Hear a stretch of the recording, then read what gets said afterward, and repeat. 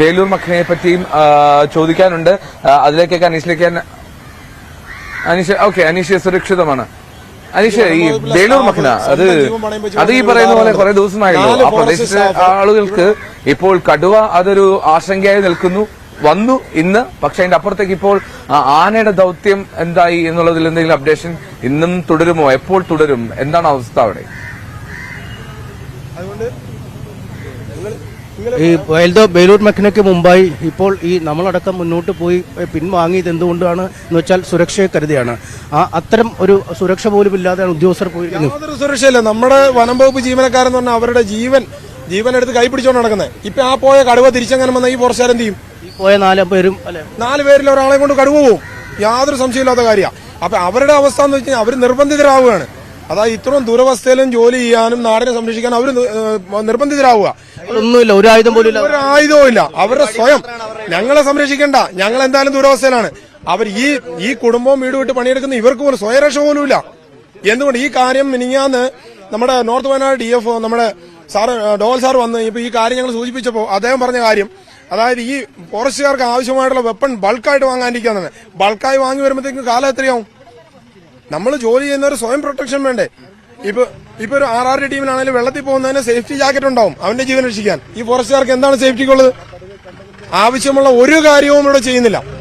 എന്തോ നമ്മൾ പിൻവാങ്ങിയ അതേ കാരണമാണ് ഇവർ പറയുന്നത്. കാരണം വനംവകുപ്പ് ഉദ്യോഗസ്ഥരും മനുഷ്യരാണ്. അവർക്ക് കൈകൾ കൊണ്ട് കടുവയെ നേരിടാൻ കഴിയില്ല. കടുവയുടെ സാന്നിധ്യമുണ്ടോ എന്നറിയാനായി ആ ആളുകൾ നാട്ടുകാർക്കൊപ്പം മുകളിലേക്ക് പോയിരിക്കുകയാണ്. അങ്ങേയറ്റം അപകടകരമായ ഒരു സാഹചര്യം തന്നെയാണ് ആ കുന്നിന് മുകളിൽ ഉള്ളത്. കാരണം ഇന്നലെ രാത്രി മുതൽ ഈ കടുവയുടെ സാന്നിധ്യം ഈ മേഖലയിൽ ഉണ്ടായിരുന്നു. അതിന്റെ അലർച്ച കേട്ടതായി നാട്ടുകാരിൽ പലരും പറയുന്നു. അതുകൊണ്ട് ഒരു കാര്യം ഊഹിക്കാം, വനമേഖലയിലേക്ക് തിരിച്ചത് പോയിട്ടില്ല. ആ കുന്നിന് മുകളിൽ ജനവാസ മേഖലയോട് ചേർന്ന് തന്നെ നിൽപ്പുറപ്പിച്ചിരിക്കും എന്ന് മനസ്സിലാക്കാം. ഇനി എൽദോ ചോദിച്ച ചോദ്യത്തിന് ഉത്തരം, ബേലൂർ മഖനയ്ക്കായുള്ള തെരച്ചിൽ ഇന്ന് പുനരാരംഭിച്ചിട്ടുണ്ട്. രാവിലെ 5:30 തന്നെ ദൌത്യസംഘം കാട്ടിലേക്ക് പോയിരിക്കുന്നു. ഏതാണ്ട് 200ഓളം ഉദ്യോഗസ്ഥരാണ് ഇപ്പോൾ കാട്ടിൽ ഉള്ളത്. കുങ്കിയാനകളും ഇതിനകം വനത്തിൽ പ്രവേശിച്ചു കഴിഞ്ഞിട്ടുണ്ട്. ഇന്നലെയും കഴിഞ്ഞ ദിവസത്തിന് സമാനമായ സാഹചര്യം തന്നെയാണ് ഉണ്ടായത്. പലപ്പോഴും ആനയുടെ വളരെ അടുത്ത് വരെ ഉദ്യോഗസ്ഥരെത്തും, ഈ ഷൂട്ട് ചെയ്യുന്നതിനുള്ള സംഘമെത്തും. പക്ഷെ അപ്പോഴേക്കും വളരെ പെട്ടെന്ന് ഈ കാട്ടാന അവിടെ നിന്നും മാറുന്ന സാഹചര്യം പൊന്തക്കാട്ടിൽ ഒപ്പം കൊങ്ങിണിക്കാട്ടിനുള്ളിൽ ഒളിക്കുന്ന ഒരു സാഹചര്യമാണുള്ളത്. അതുകൊണ്ട് തന്നെ ആനയെ പിടിക്കുന്നതിനുള്ള ഒരു ദൌത്യം ഒരു തരത്തിലും വിജയം കാണാത്ത ഒരു സാഹചര്യം തന്നെ നിലവിൽ നിൽക്കുന്നു. നിലവിൽ ഏറ്റവും ഒടുവിൽ വനംവകുപ്പ് ഈ ആനയുടെ ആകാശ ദൃശ്യങ്ങൾ പുറത്തുവിട്ടിരുന്നു. കൊടുങ്കാട്ടിനുള്ളിൽ ആന എങ്ങനെയാണ് മുന്നോട്ട് പോകുന്നത്, എന്തുകൊണ്ടാണ് ദൌത്യം ദുഷ്കരമായി തുടരുന്നത് എന്നീ കാര്യങ്ങൾക്കുള്ള ഒരു വിശദീകരണം എന്ന് നമുക്ക് വേണമെങ്കിൽ നമുക്കിതിനെ വിശേഷിപ്പിക്കാം. എന്തായാലും ആനയോടൊപ്പം മറ്റൊരു മോഴ കൂടി ഉണ്ട്. മോഴയുടെ സാന്നിധ്യം കൂടി ആകാശ ദൃശ്യങ്ങളിൽ കണ്ടെത്തിയിട്ടുണ്ട്. ഇതും ഈ ദൌത്യത്തെ വലിയ തോതിൽ ബാധിച്ചിട്ടുമുണ്ട്. എൽദോ, ഈ ശബ്ദം കേട്ടിരുന്നു എന്നൊരു സ്ത്രീ പറയുന്നത് കേട്ടു. വളരെ ഒരു ഭീതിജനകമായിട്ടുള്ള ഒരു സാഹചര്യമാണ് എന്ന് മനസ്സിലാക്കാൻ കഴിയുന്നു. ആടുകൾ ബഹളം വെച്ചതുമൊക്കെ കടുവയുടെ സാന്നിധ്യം കൊണ്ടാണെന്നൊക്കെ നേരത്തെ സംസാരിച്ച ആ സ്ത്രീ പറയുന്നത് വ്യക്തമായിരുന്നു. അപ്പോൾ ഇതിനു മുമ്പ് ആ പ്രദേശത്തെ ഇത്തരത്തിൽ ഇങ്ങനെ കടുവയുടെ സാന്നിധ്യമോ പുലിയുടെ സാന്നിധ്യമോ ഒക്കെ ഉണ്ടായിട്ടുണ്ടോ അവിടെ? കൂടുതൽ വനംവകുപ്പ് സംഘം ഈ മേഖല ആനകൾ പതിവായി ഇറങ്ങുന്ന ഒരിടമാണ്. പക്ഷേ ഈ വീടുകളിലേക്ക് വരാറുണ്ടോ അല്ലെങ്കിൽ ആളുകളുമായിട്ടൊരു ഏറ്റുമുട്ടൽ അത്തരം കാര്യങ്ങൾക്ക് ഈ മേഖലയിൽ ഇല്ല എന്നാണ് മനസ്സിലാക്കാൻ കഴിയുന്നത്. ചേട്ടാ, ഇവിടെ ഈ നേരത്തെ ഈ കടുവയുടെ സാന്നിധ്യം പുലിയൊക്കെ വന്നിട്ടുണ്ട്? 1 വർഷം മുന്നേ അങ്ങനെ റിപ്പോർട്ട് ചെയ്തിട്ടുണ്ട്. ഇവിടെ കുറെ മൃഗങ്ങളെയൊക്കെ പിടിക്കുന്നുണ്ട്, കൂടെ മൃഗങ്ങളെയൊക്കെ പിടിക്കാറുണ്ട്. പക്ഷേ ഇതിപ്പോൾ വന്യമൃഗങ്ങളെല്ലാം നാട്ടിലിറങ്ങി ജനങ്ങളുടെ ജീവിതം ഇപ്പോൾ ദുഷ്കരമായിട്ടുണ്ട്. കൂടാതെ നിത്യ ജോലി ചെയ്യുന്നവർക്കും കൂലിപ്പണിയർക്കും തോട്ടൽ മേഖല ജോലി ചെയ്യുന്നവർക്കും ജോലി ചെയ്യാൻ ബന്ധപ്പെട്ട അധികാരികൾ ആദ്യം പ്രഖ്യാപിക്കുന്നത് 154, പിന്നെ ജനജീവിതം സംഭവിച്ചല്ലോ. അത് ബന്ധപ്പെട്ട അധികാരികൾക്ക് അവർക്കെല്ലാ ജീവിത സാഹചര്യം ഗവൺമെന്റിൽ നിന്ന് കിട്ടും. ബന്ധപ്പെട്ട കർഷകർക്ക് ഒന്നുമില്ല. കർഷകർ 4-5 ദിവസമായി അല്ലെ കഴിഞ്ഞ ആരെങ്കിലും അജീഷിനെ, നമ്മുടെ സഹോദരൻ അജീഷിനെ ആന വധിക്കുകയുണ്ടായി. അതേപോലെ ഇപ്പൊ പുലികളും ഇറങ്ങിയിട്ട് ജനജീവിതം ദുഷ്കരമായിട്ടുണ്ട്. ഇതിനൊന്നും ബന്ധപ്പെട്ട അധികാരികൾ യാതൊരു പരിഹാരം ചെയ്തില്ല. ശല്യം ചെയ്യുന്ന മൃഗങ്ങളെ വെടിവെച്ച് കൊല്ലാനുള്ള നിയമം ഉണ്ടായിരിക്കും, അതൊന്നും നടപ്പിലാക്കപ്പെടുന്നുമില്ല. ചേട്ടാ, ഈ കടുവ മുമ്പ് കണ്ടിട്ടുണ്ടോ? ഇതിനു മുമ്പ് ഒരു 2-3 വർഷം മുന്നേ എൻ്റെ വീട്ടിൽ ആടിനെ പിടിച്ചുകൊണ്ട് പോയതാ. അന്നേരം ഇതുണ്ടല്ലോ, ഇപ്പോഴും ഉണ്ടെന്ന് പറയണേ. ഇതിനു മുമ്പ് ഇടയ്ക്കിടയ്ക്ക് എല്ലാവരും ഈ കണ്ടവരുണ്ട് ഉണ്ടയങ്ങാടി ആ ഭാഗത്തൊക്കെ.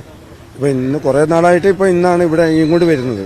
ആന നേരത്തെ ഉണ്ടെങ്കിലും ആന ആരെയും കൊന്നിട്ടില്ലായിരുന്നു? ഇല്ല, അതിനു മുമ്പൊന്നും ആന കൊന്നിട്ട് പണ്ട് വർഷങ്ങൾക്ക് മുന്നാണ് കൊന്നിട്ടുള്ളത്. ശശിയേട്ടൻ എന്ന് പറഞ്ഞ ഈ ഭാഗത്ത് നടന്നത്. നടന്ന അതാണ്. അതെ അതെ, ശശിയേട്ടനെ പറഞ്ഞാണ് ലാസ്റ്റ് നടന്നത്. അത് പിന്നീട് വരുന്നുണ്ടെങ്കിലും നിങ്ങൾ പടക്കം പൊട്ടിച്ചൊക്കെ ഓടിക്കും. അതെ അതെ അതെ, വനപാലകരൊക്കെ കൂടുതൽ ഞങ്ങളിവിടെയുള്ള നാട്ടുകാരാണ് അതിന് സജീവമായിട്ട് ഇറങ്ങി പ്രവർത്തിക്കുന്നത്. ഇവിടെ ആന ഇറങ്ങുമ്പോൾ വനപാലകർക്ക് ഇപ്പം നേരത്തെ നമ്മൾ സൂചിപ്പിച്ചത് വനപാലകർക്ക് ഇവിടെ ഒരു യാതൊരുവിധ സേഫ്റ്റിയും ഇല്ല. ഇവരുടെ കയ്യിലുള്ള 2 പടക്കവും ഇവരുടെ കയ്യിലുള്ള ചെറിയൊരു കുറുവടിയും മാത്രമാണ് ഇവർക്ക് ആകപ്പാടുള്ളത്. ഒരു ആനയെ വന്നാലോ കടുവ വന്നാലോ തുരത്താനൊക്കെ ആയിട്ട്. അപ്പം ഞങ്ങളുടെ നാട്ടിലുള്ള എല്ലാ ചെറുപ്പക്കാരും ഇതിനു വേണ്ടിയിട്ട് സജീവമായിട്ട് ഇറങ്ങാറുണ്ട്. പ്രത്യേകിച്ച് പിന്നെ വയലിലെ വിളകളൊക്കെ ആവുന്ന സമയത്ത് കാവൽ കിടന്നിട്ടാണ് നെല്ല് വരെ ഇവിടെ കൊയ്തെടുക്കുന്നത്. എല്ലാവരും ഒന്നിച്ച് സംഘടിച്ച് അല്ലെ? അതെ, ഞങ്ങൾ താഴെ കൊയ്ത്തിന്റെ സമയമാകുമ്പോൾ താഴെ എല്ലാവരും കൂടെ ചേർന്ന് അവിടെ ഒരു മാടം കെട്ടി അവിടെയാണ് ഈ പറഞ്ഞ മൃഗങ്ങൾക്ക് വേണ്ടിയിട്ട് നമ്മളവിടെ വിളകൾക്കുള്ള സംരക്ഷണം ഒരുക്കുന്നത്. ഇതാണ് ഇവരുടെ ഒരു ജീവിത ശൈലിയാണ് അവർ പറയുന്നത്. കാരണം ഏത് നിമിഷവും ഈ കഷ്ടപ്പെട്ടുണ്ടാക്കുന്ന വിളകൾ എല്ലാം അപഹരിക്കാനായി നശിപ്പിക്കാനായി കാട്ടാനകളും പുലിയും കടുവയും പന്നിയും ഒക്കെ മയിലുമൊക്കെ എത്താറുണ്ട്. ഇതിനെയൊക്കെ നശിപ്പിക്കാൻ ഗ്രൂപ്പുകൾ ഉണ്ടാക്കി അല്ലെങ്കിൽ ചെറിയ ചെറിയ സംഘങ്ങളായി ഇപ്പോൾ അനീഷ് നിൽക്കുന്ന സ്ഥലത്തിന് മുകളിലേക്കാണ് കടുവ ഇങ്ങനെ കയറി പോകാനുള്ള സാഹചര്യമെന്ന് നാട്ടുകാർ പറയുന്നു. അങ്ങോട്ടേക്കാണല്ലോ ആ ഉദ്യോഗസ്ഥർ ഒരു സുരക്ഷാ മുൻകരുതലുകളില്ലാതെ ഒരു ലാത്തി പോലും ഇല്ലാതെ വെറും കൈകൊണ്ട് മാത്രം നീങ്ങുക എന്നൊക്കെ പറഞ്ഞാൽ അതൊക്കെ എത്രത്തോളം ശാസ്ത്രീയമാണ്. ഭയങ്കര വല്ലാത്ത രീതിയിൽ അത് അവരുടെ സുരക്ഷ അവരുടെ ജീവനെ ബാധിക്കുന്ന കാര്യമല്ല. ഇനി ഈ കടുവയ്ക്ക് നേരെ അപ്പുറത്തേക്ക് കാട്ടിലേക്ക് പോകാൻ ഏതെങ്കിലും മാർഗമുണ്ടോ, അതോ ജനവാസ മേഖലയിൽ തന്നെ എത്തിയ ശേഷം മാത്രമേ പോകാൻ കഴിയൂ? അതിന്റെ അവിടുത്തെ ഒരു ഭൂമിശാസ്ത്രം എങ്ങനെയാണ് അനീഷ്?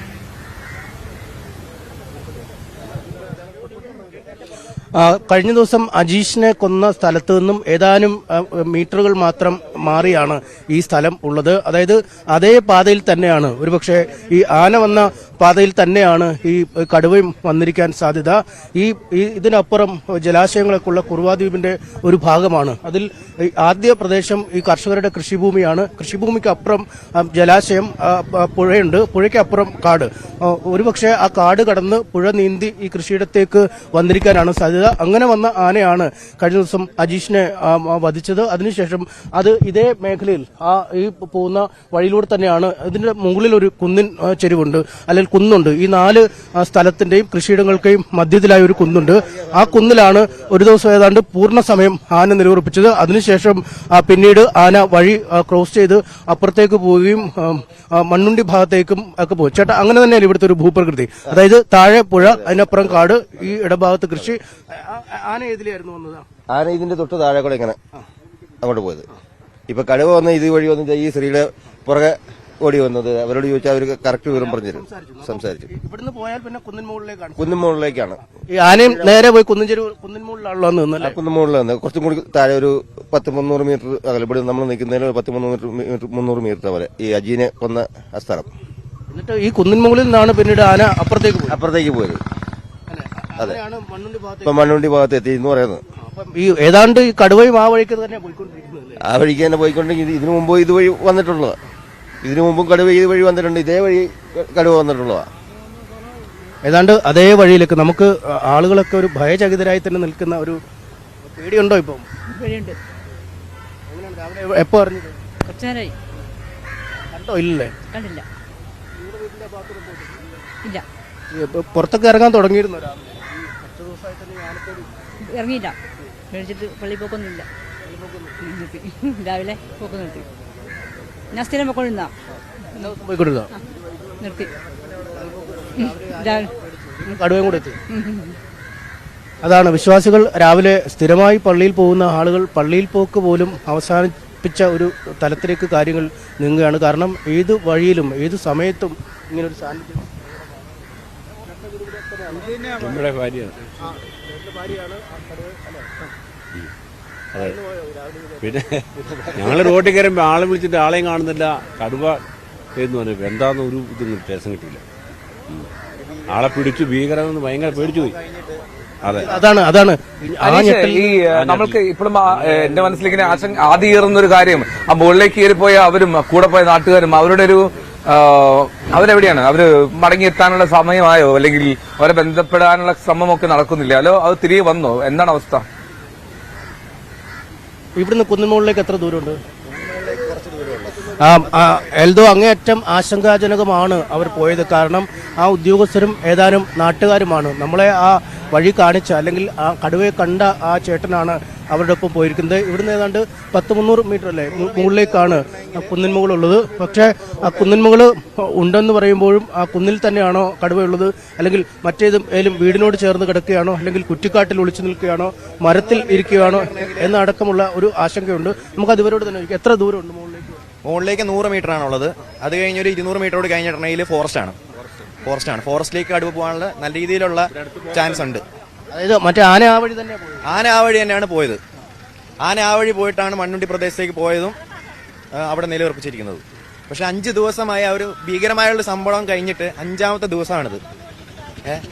ആ സംഭവം കഴിഞ്ഞിട്ടും യാതൊരു വിധത്തിലുള്ള ഒരു നടപടി ഉണ്ടായിട്ടില്ല എന്നാണ് നമ്മൾ വളരെ ദുഃഖിപ്പിക്കുന്നത്. മനുഷ്യന്റെ ജീവനും സ്വത്തിനും ഒരു സുരക്ഷയില്ല ഇപ്പോൾ ഈ നാട്ടില്. യാതൊരു വിധത്തിലുള്ള സുരക്ഷയില്ല. ഒരാൾക്ക് പുറത്തിറങ്ങാൻ പറ്റില്ല.